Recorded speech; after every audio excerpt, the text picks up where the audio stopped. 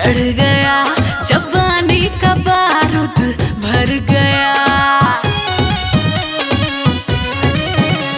उम्र मेरा जब से चढ़ गया, जवानी का बारूद भर गया।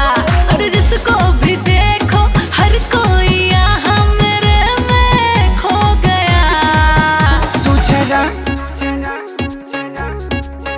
तू जरा फुलझड़ी क्या हुई, मोहल्ला माचिस को गया।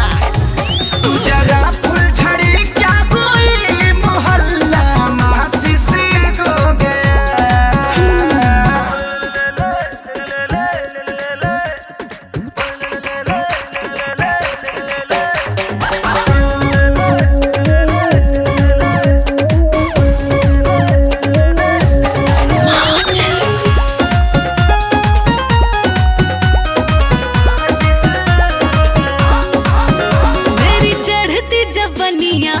जैसे बिजली की वायर रे, टच करना ना मुझको, मैं हुस लगती फायर रे।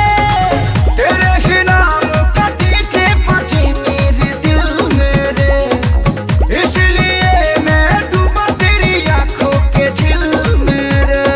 आंखों से जाम मैंने जिसको पिलाया, वो पल में सो गया।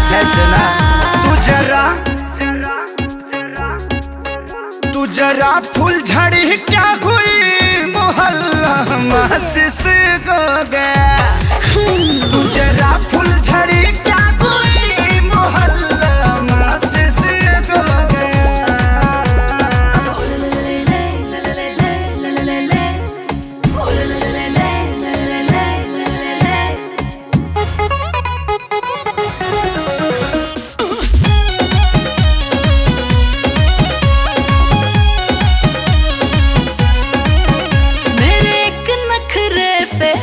बाबू लाखों के खर्चे हैं, मेरे नाम के छपते हैं सबके